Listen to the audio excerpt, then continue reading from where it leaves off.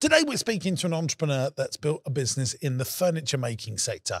Things are going okay, but he needs to make more money. What's impressive is his average order value is a whopping £10,000. He's coming on the pod today because he needs to get more clients to build the business into something that's super successful. Strap yourselves in. Let's go. Hello, campers. Welcome back to the Business Broadcast. JB joins us in his knit. Oh, here he goes. Hello, everybody. I know what you're thinking as well. If you're a regular watching the show, hang on a second. Wasn't he watching this 4 weeks ago? It's not 4 weeks. It's about 3 hours ago in our real world, but 4 weeks ago. And also you are correctly seeing that James Sinclair still looks like someone who's got an ASBO. What's an ASBO? Antisocial behaviour order. Why? Because you're wearing a hoodie. What's wrong? It's a nice hoodie, though. Hoodie and a blacked out Range Rover outside. What are you, like a drug dealer now? What's happened to you? More James Bond villain. More James Bond villain. We are speaking to, I've lost my notes now. Don't worry, I've got mine here. Michael Long. Michael Long. From Long Grain. I like what he's done there. Oh, I see. Yeah. Oh, it's Wood, Grain, Long, surname. Great. And business is longgrain.co.uk if you want to go and check them out on Wibbly Wobbly Web. He's only been going a little while, hasn't he? He has 0 to 2 years, 8K a month in monthly revenue. He's got no team members. He only has one challenge, getting a consistent flow of high-end work. So he's very much at the start of the journey. What does he want to be in 1 year's time? 1 year's time, he wants an annual turnover of circa £200,000 and looking to move into a larger workshop. Tell us what the business looked like when it's finished. When it's finished, it will be a luxury bespoke joinery company with consistent work, a strong team and strong values, the go-to guy for a select group of interior designers. Does he make the profit he wants to make? No, not yet. I'd like to be turning over £1 million with 15 to 20% margin. What does he do day to day with his time? I'm glad you asked because I'm going to tell you. He does everything. That's what he says. Everything full stop. I'll try and put an hour or so a day into sourcing projects, another hour into replying to emails, and the rest of the day, hopefully making projects. I tend to produce drawings in the evenings, not because I'm sad, because I like doing it. And then he's got a bunch of questions. Well, he's got one question. What's the best way for me to get high ticket value sales? And you think you've got an idea, don't you? Yeah. We actually had someone that makes bespoke wood furniture on 3 months ago, didn't we? We did. Guy that was on the BBC. Do you remember his name? Robin. He's a client of ours now. Oh, is he? Yeah. See, being around me has helped you. I know. It is like, it's the gift that keeps on giving. Yeah, if I put up with 5 hours of crap jokes a fortnight, I can get some business. So it is worth it. There we go. So 5 questions you'd like to ask James. Oh, no, there's one. There's one. What's the best way for me to get high value? He told us in the pre-chat chat that he's out and about delivering leaflets and stuff. You went, I've got a better idea than that. I mean, it's not going to work, is it? He said, I'm doing 1,000 leaflets, choosing people that have got nice houses and putting them through. Well, that is smart marketing, at least understanding who your potential customers are and marketing to those people. Yeah, I've got other ideas. But I think those other ideas should wait for a few minutes because there's a few segments in this show that need to be thought about. We do interesting fact or quote of the week or who is right on the numbers. Yeah. That's a catchy title. It's called Guess the Price. Who's that at the door? It's Chuds with the envelope. Here we go. Guess the Price. This jingle's changing next week. This is changing. Yeah, I thought it was too long. Thank you. Producer Chuds is now bringing in the envelope. It's my turn to open. Guess the price. Yeah, guess the price, which is most definitely not play your cards right. But a business rip-off version. It's not that. It's not that at all. It is the longest jingle ever. In fact, all 3 of us that are recording today have had 4 birthdays since it came to an end. So in this envelope, we have got a number. Yes. We've got to guess if it's higher or lower. And sometimes our team don't follow that brief and they change it to something slightly different, which means it's difficult to win. Yeah. But hopefully... Guess the name, guess the company, guess the owner. Guess the net worth. Get the GDP. Guess what day of the week it is. But hopefully it's a number that we have to guess, and whoever wins the trophies. Okay. Shall we bring on the trophies? I think so. Yeah. Just and so what we do is we hand over the trophy to whoever wins. Wow. Mostly I win, and I've got the trophy at the moment. 4-2. 4-2, is it? 4-2. Okay, so I'm going to open it up. It's my turn to read. Which country has the most billionaires?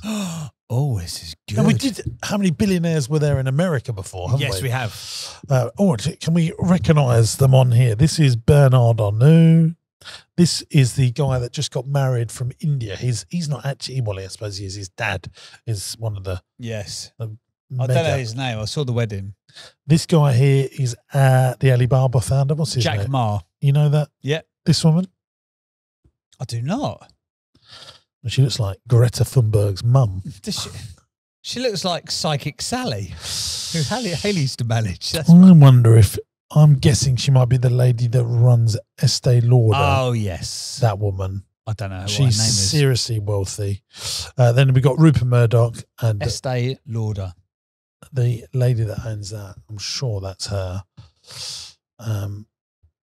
No, because the person who owns that is called Fabrizio Frida. No one can see that. Look, I'm just putting it up here. We've got 5 billionaires on here. How do we not know them all? Well, we don't know one of them, that woman. I'd love to know that is. 6 billionaires, 1 billionaire in the making over here. Over here, just digging his way to that cash money. With his spoon. I'm going to write down my answer on here. Oh, yeah, this definitely does not work, does it? There's no. Oh, I'll tell you what, the person who wins will be geographically closest if it's not the correct answer, yeah? Okay.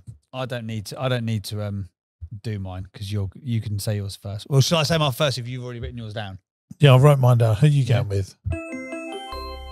What country? I'm going with the country of India. India. I'm going China. I knew you would. India or China? So, guys, and the today's big question. China, baby.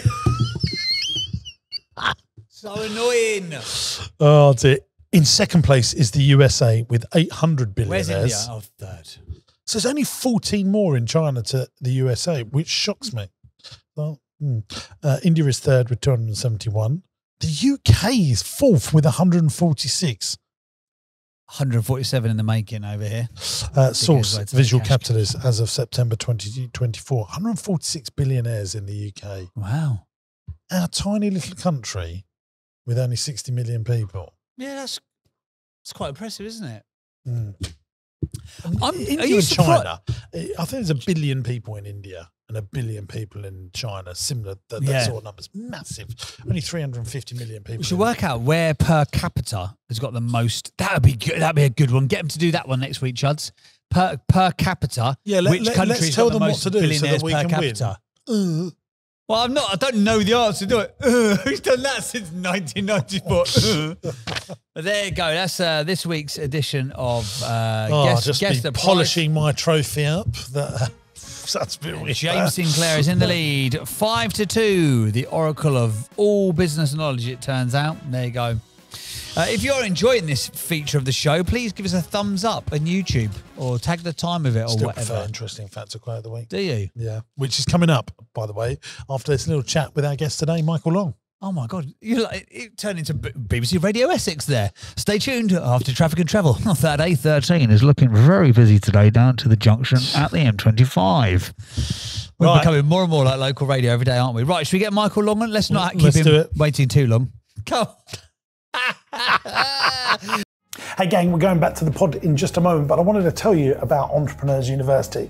This is a platform that I've created for entrepreneurs and business owners that are serious about growth. There's 100 video lessons from me on everything in business, raising finance, buying companies, property investment, and everything in between. Attached to each video is a downloadable PDF that goes into more detail about what we've learned in the video. It goes one step further than that because I've also put stuff that you won't get anywhere else onto Entrepreneurs University. The lessons go into way more detail, but not just that. You're going to get my business plans, my spreadsheets, and all the files that I use to drive the KPIs in my business.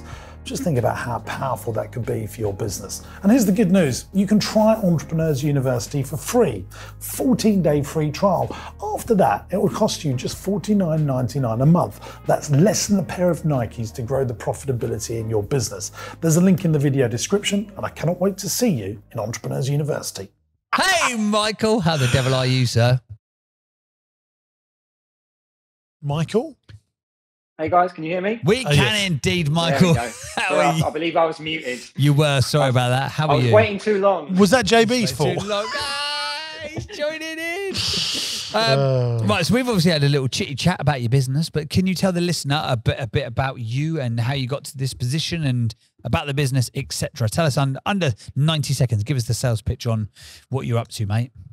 So the business is called Long Grain, and we make exquisite made-to-measure furniture crafted to elevate your home.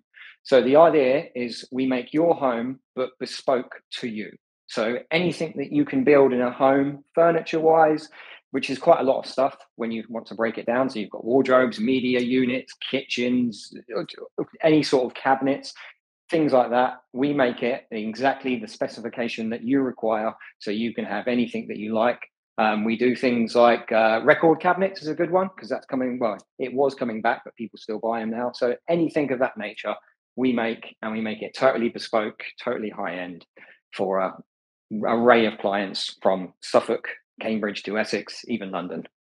Nice. How did you get started in this sector, mate? Were you like a general chippy to start with, or did you train in the sort of the specialist furniture space, or what's your inroad to this sector? Yeah, so very, very early on. So we're talking maybe more than 10 years ago. I did an apprenticeship that was just carpentry and joinery. And do you remember the company Carillion? Yeah. So I did an apprenticeship with Carillion. Obviously, they've gone under now, but they had a little, like an apprenticeship school, I would say. It was near Heathrow. So that's where I used to live, sort of. But they're home area. builders. Was it a big home building company? Yeah, if I remember rightly, they were, but they obviously did sort of larger projects as well. But I think a little offshoot of that was a little sort of apprenticeship school. So what you did, I'm not sure that how it plays out now, but you had a certain amount of time in the apprenticeship school, and then you went on site with another company.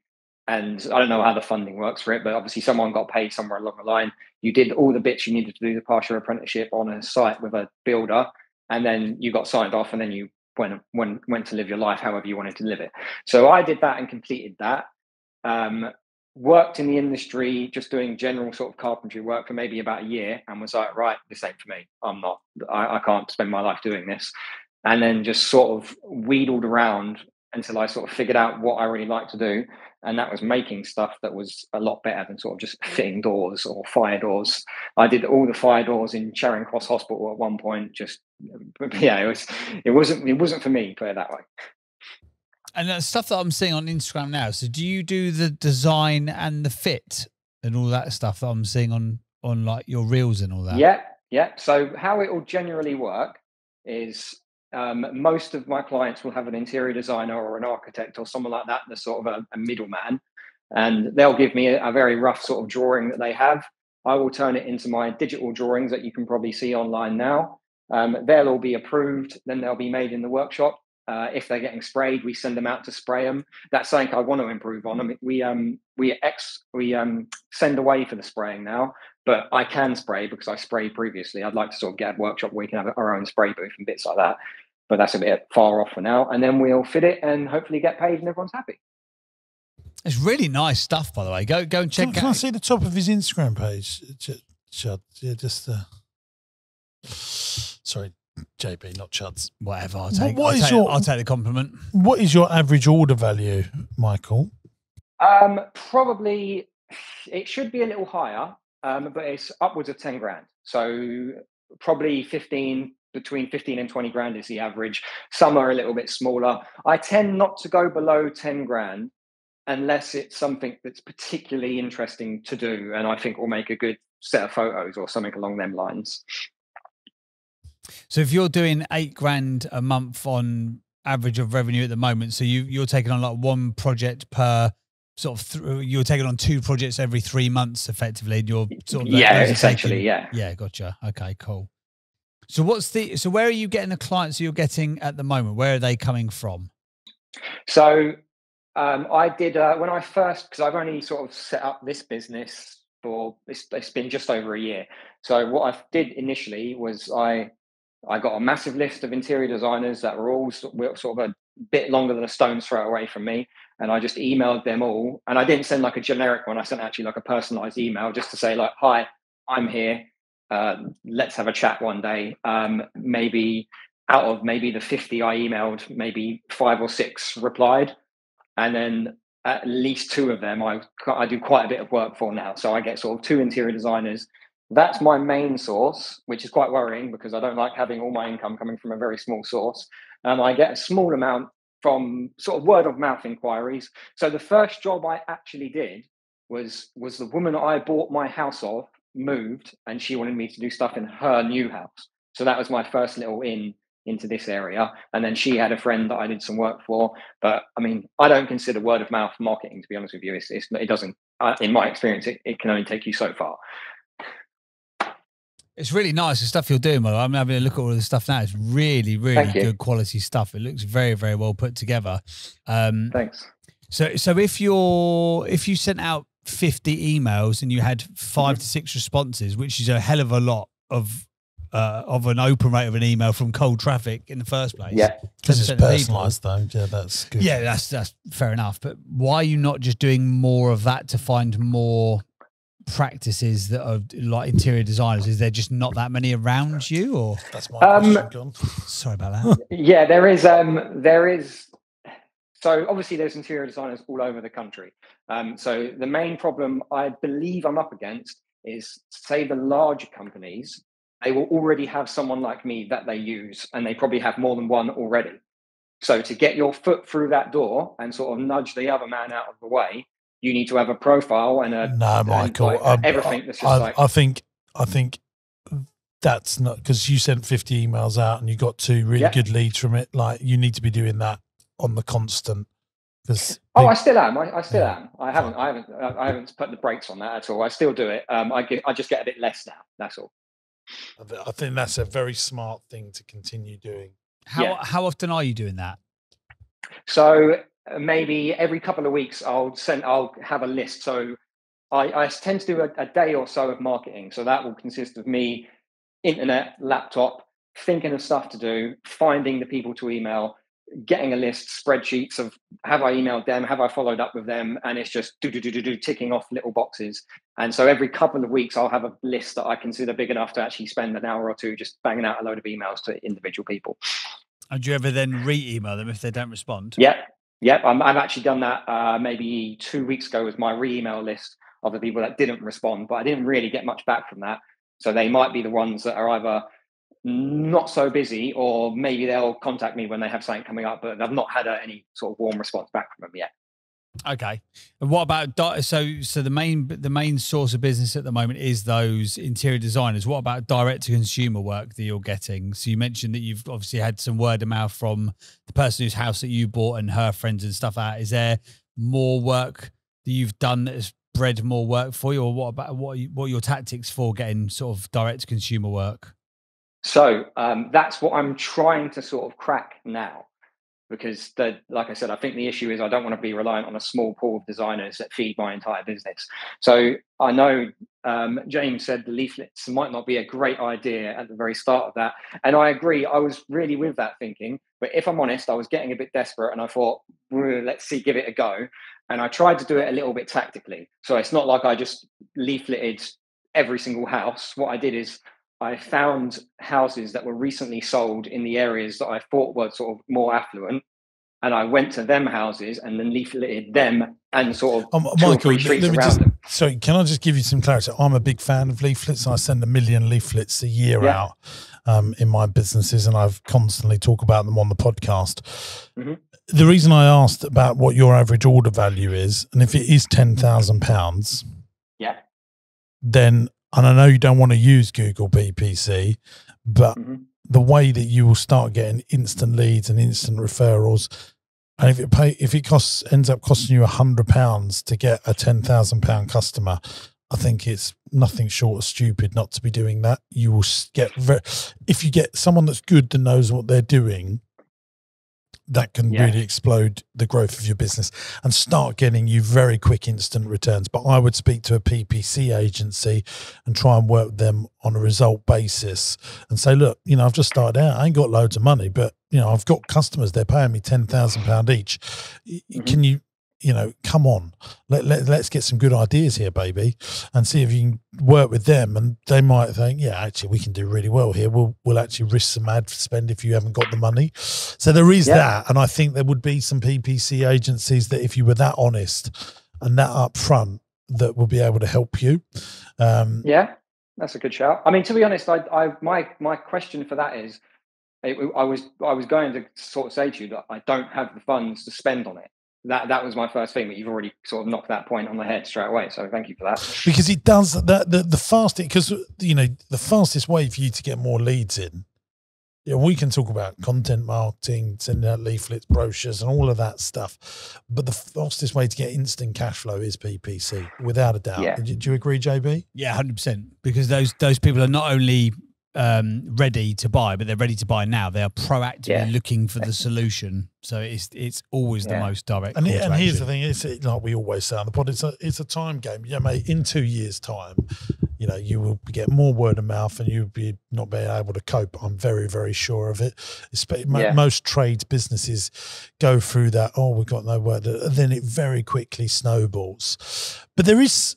I'm trying to get people to build commercially profitable enterprises that work without the minute. We're turning it into a business, not just a profitable job. If this was mine and I had time and capacity, I would probably be. There's two schools of thoughts. I've been looking to buy a round dining room table for my house at home, because I prefer round ones to oblongy ones, because I think everyone can see each other. It's much more social. Everyone's equal. Yeah, absolutely. And so I just took into Google large round dining room tables, and there's websites that come up with these large round dining room tables, but actually not as many as I thought. I want it to be 1.8 meters wide in circumference. And there's this one website that sells loads of different pieces on, and all of them on there say it takes 14 days, 28 days to get your dining room table. I would start making some pieces that you can sell. Yeah. Because I think people would contact you saying, I want to buy that. And then on the phone, you can say, well, we can make whatever you want. And it would be a great sort of pond to go fishing in, because people go, oh, I saw that thing that you've made.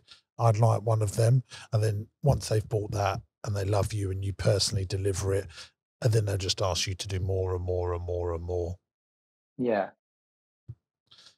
And if cash is tight, like make some bits and do it go to garden centres and say, look, can I put a display here on a sale or return basis? And you could have a huge footfall. Some of these garden centres, I mean, we talk about them a lot on the podcast. Some of them will have 30,000 people a day walk through them. Absolutely gigantic footfalls. And people that go to garden centres usually are woofdies, well off over 50s, with disposable cash. And and I would try and get a showroom of sorts in a busy garden centre, and whether you have to staff it or they just have your pieces, and every time they sell something they pay you at that point. And if you've got materials and time on your hand, make some stuff. But then the additional point of that is, if I had a business doing this, people love watching stuff being made, and you must make it a content marketing strategy, and it will just never stop. But what people do is they make one video, then they just, oh, this is hard work. You've got to do it properly, learn how to do it. It will just make you seem like the absolute expert. And the other thing as well, when you're quoting up for things, don't forget my little trick about doing delight fees. So yeah, look, it's, £7,000 this thing, but if you think we've done a really good job and we've absolutely amazed you, we've put loads of extra hours into it that we don't really charge, there's an optional delight fee of £2,000 that's shared amongst the people that have made your pieces. You don't have to pay it if you haven't got the cash, but that really makes our job really worthwhile, and just do that. And then what would be really nice if people do pay you a delight fee, give them something, a little piece of furniture. Don't tell them, like, give them a coffee table that you've made, or, you know, a side table that's really cool that you've made, when they give you that delight fee, and all of that stuff will really work to your advantage. Massively. Yeah. No, that sounds good. I would also say, from the content marketing perspective as well, I can see you're having a good go at it with all your stuff on Instagram. I think you could actually do like time-lapse videos.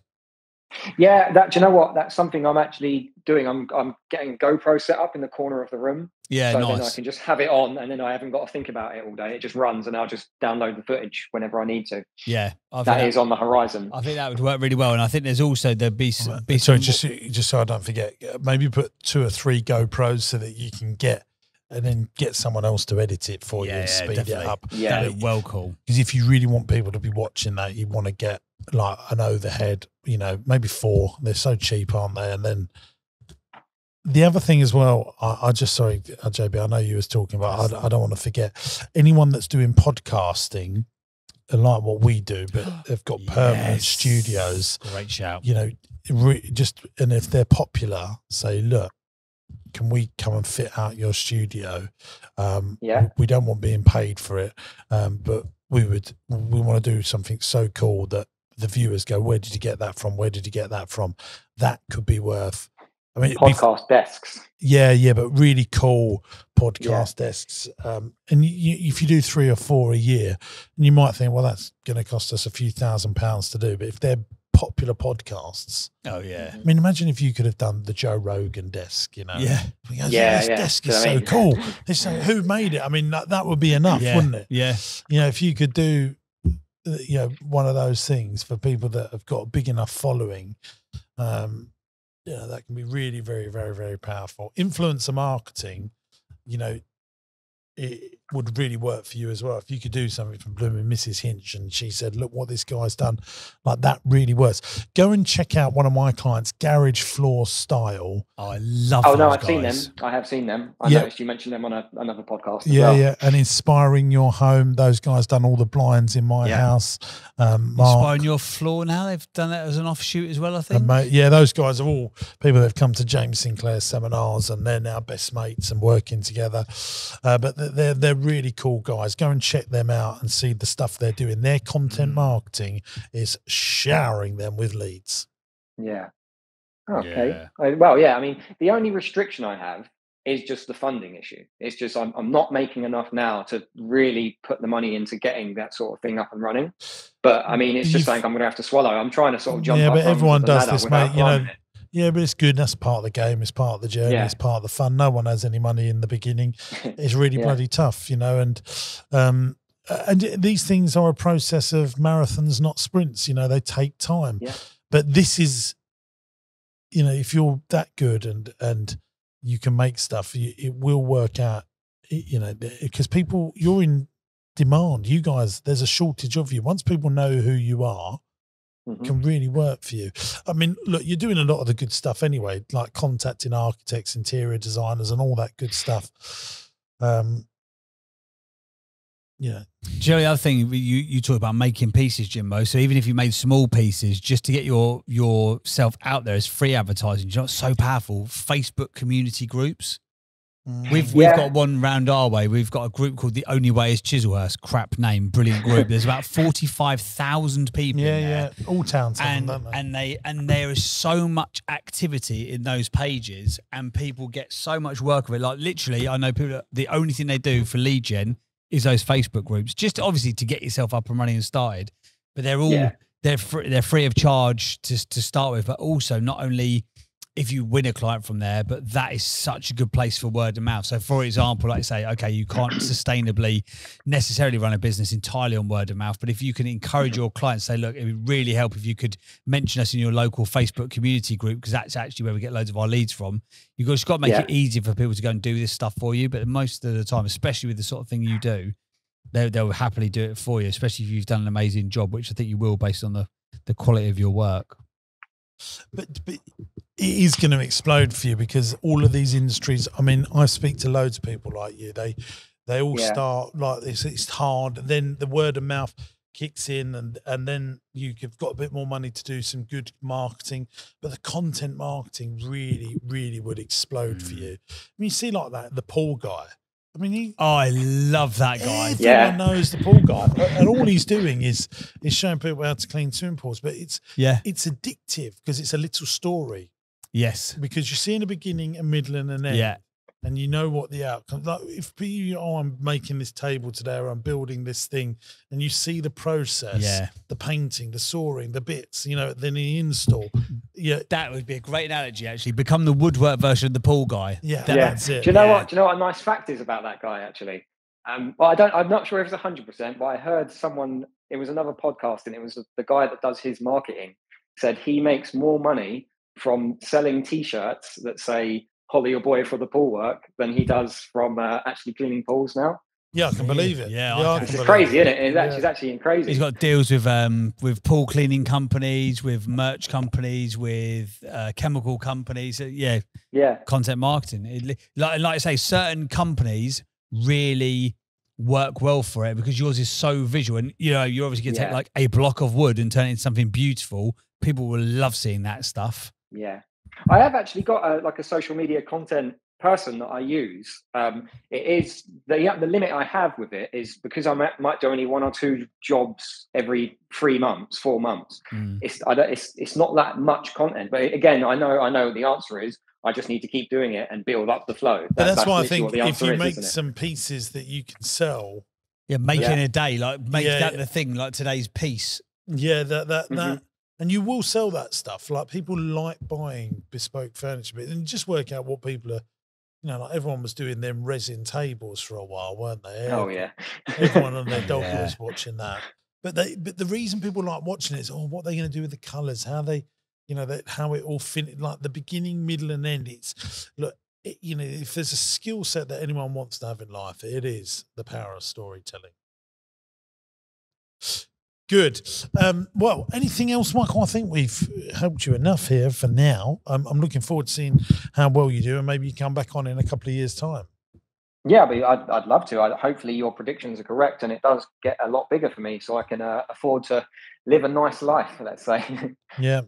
And also just bear in mind when we were talking about the power of reaching out and doing something for someone who's got some clout and influence, and James Sinclair can't find himself a 1 meter and 80 centimeter circumference dining room table, Michael. James Sinclair, I'll happily make that table for you. So don't worry if you need it done. You send a little email my way and I'll get it done for you. I was actually going to say to you, JB, though, James, the other James always gets stuff offered to him. I'll happily make some stuff in your house if you'd like me to. Oh, thanks, mate.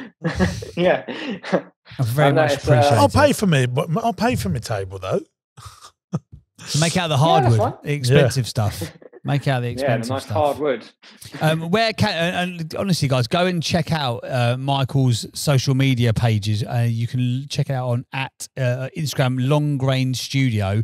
The stuff he's making is beautiful. It's really, really, really nice stuff. One thing I would say though, Michael, with the content side of things, I could tell it's been like self-shot, which is fine to get up and running and started. But and even if you've got like portrait mode on an iPhone and you think it looks absolutely amazing, when you see a proper photographer or proper videographer capture something, you'll be like, oh my God, the rest of it looks so pony. So I would say for the stuff that in the really like high-end houses, where there's like a local college or a mate of yours that does a bit of videography, if you can get something like really nicely shot or photoed, I think it'd be a really good investment, because obviously in this world, people are only buying with their eyes. Because they can't touch or feel it. I definitely will. It's every job I have, I've got the budget in it to pay someone to actually do the photos and the videos of it now. It's just getting the jobs to actually have it done. I'm on that. I know it looks a bit naff the second you scroll down a little bit. Yeah, good stuff. Well, you do a lot of the right stuff, mate, and we wish you well. Where's the best place for people to go and find more information if they want something beautifully handcrafted? That would be the website at longgrain.co.uk.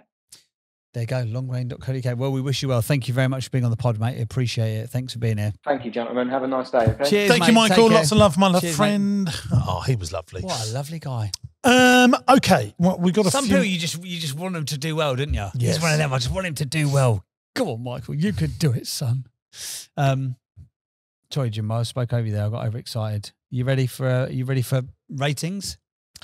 Are we doing ratings first? Oh, what else? What else would you like to do? Well, we've got interesting fact or quote of the week to come. Oh, yeah, of course. Do you want to do? And we're doing YouTube comments. Oh, we're doing YouTube comments. We haven't done that in about. We haven't done that for a while, have we? You're right. Let's do 8 traits of the greats. 8 traits of the greats. Go on in. Here we go, gang. Those of you that are new listeners to here, we grade all of our entrepreneurs that come on the show. We call it the 8 traits of the greats. These are the traits that we believe make a great entrepreneur. Number 1, starting with the end in mind. What's your view, JB? Nah, not yet. Not yet. Nah, Passionate about their cause, we give him a 1 for that. Yeah. Untold amounts of resilience, I'm not giving him that. Master relationships with people. Hard to tell, isn't it? Yeah. We didn't really know, to be fair, did we? So we give him half because we don't know. Commercial awareness, half. They innovate, so they don't evaporate. Don't know. Do we? Half. Master marketeers. Don't know that either. Well, no, actually, no, we do know that. We can't have that. He's trying. He's giving it a go. We give him half because he's giving it a go. He knows he needs to be doing it, and he's done some. Yes, not true. enough. They stay teachable and curious. He's a master of marketing to his level, so I guess. He's got 4. 4. Knock at the door. He's got 4. Good on him. Okay, are we doing interesting fact or quote of the week next? Is that what you'd like to do? I would, baby. I would.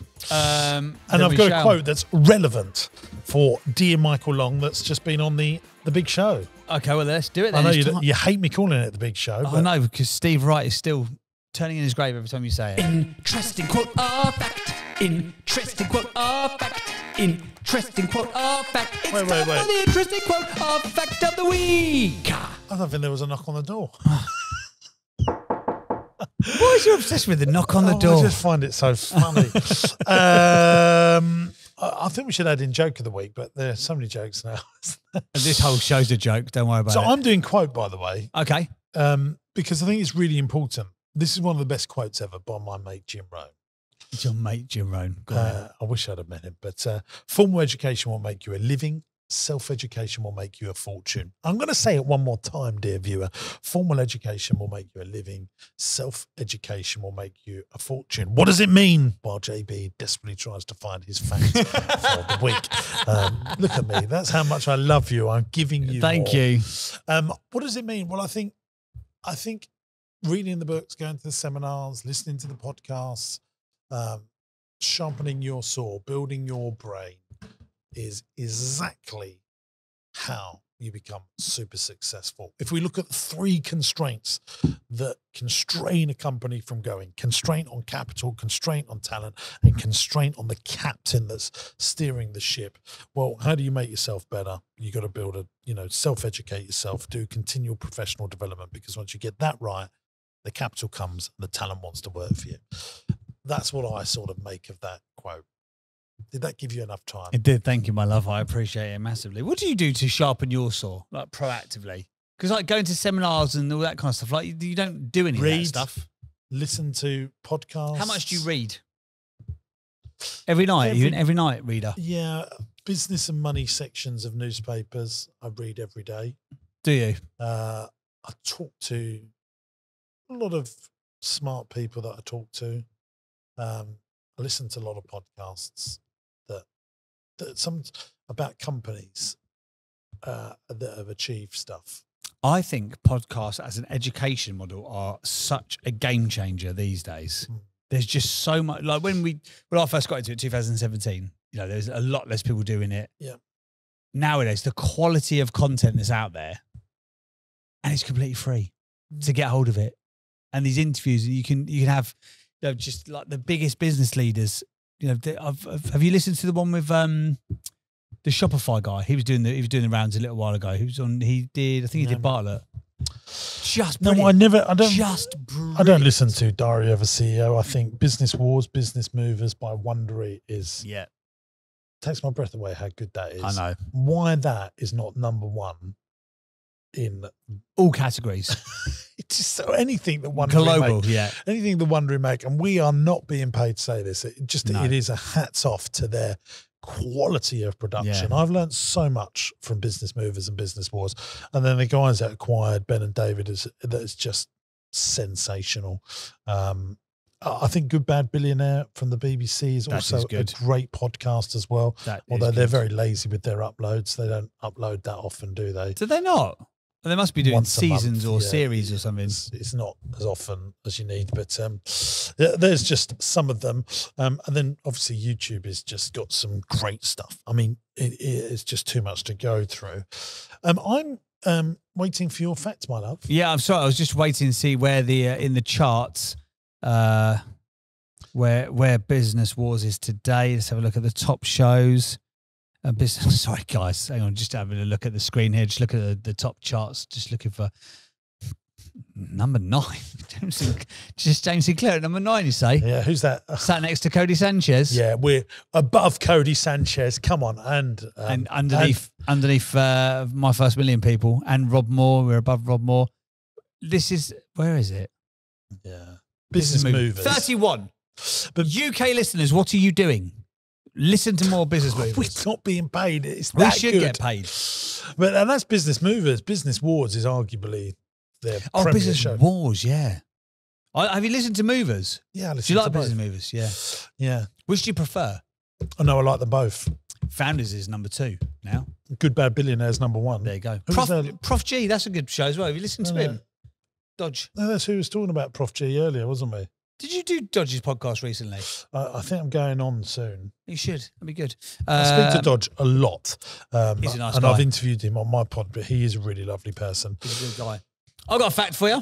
Go on then, what's the fact? The fact is, did you know that the service sector accounts for 80% of the UK's economic activity in this country? Yeah, I did know that. Oh, fine. It's very obvious we're a service-based economy, which annoys me. I mean, you ruffle me some feathers here. Good. We was a country that made lots of stuff long time ago. We're a country that was the Industrial Revolution, the pioneers of the Industrial Revolution, and now we make considerably less stuff. And what we need to do to create economic growth is to try and make more stuff. And I don't mind if that is we're the leaders of AI and we're the leaders of technology. I think we should be proud of JCB and companies like Dyson that were formed in this country. We should be doing more to make more of that happen. I stayed out that because I was thinking that's a clip for Stevie in the office. Jimbo's rants. Well, there you go. Right, so we do some comments. Let's do some comments. I haven't got a jingle. I haven't got a jingle for it. Just give us a little bed. A little bed. You know when your pal goes on holiday from BBC Radio Essex, do you reckon we could get on that gig? Early breakfast just for a week, just for a laugh. Sam Hilly-Smithy says, love the podcast and more each time I listen to it. But it would be great to see the guests either live or on Zoom. Also, maybe too much effort on the volume of podcasts you're producing, but having overlays on company websites or a screen that you can share in the studio like Joe Rogan. Often you are discussing things you can see, but we can't. Anyway, very grateful for your content. Sam from London. Thank you, Sam from London. Now, the reason we do a lot of, and this is a big thing that people ask us. Incidentally, this is not the right type of music for this bed. It's the first one I can find. But the reason we don't do it is because people don't often have great internet connections. No. And it's very annoying if it cuts and it ruins the flow of the conversation. That said, we are aware of this, and maybe over the next 10 years, we'll do something about it. We should get some people in live. That's what we should do. I thought that was funny. What, over the next 10 years? Yeah. No, because you're committed to it. You love it, didn't you, over a 10-year basis? No, we will. We do know we need to try and do something about that, but it is about internet connection. Sometimes we struggle to get people just to get the audio correct. Yeah, that is true. We had a guy earlier today on the banks of a river. Yeah. So there you go. Next comment from YouTube. We had a great episode, this one. Great conversation. Very impressive entrepreneur. JB performed really well with this episode. Oh, who's that from? Is that JB? Shall I tell you, this was a $500K a month business that has huge cash flow issues. Don't know what that was, that conversation. This is quite a while ago. Oh, that was Project Partners. The water sound effect from JB is so cool. Can you just do that now? I so can't we know do what it. it is? I forget. I tried to do it, and as an entrepreneur, my persistence sometimes gets the better of me.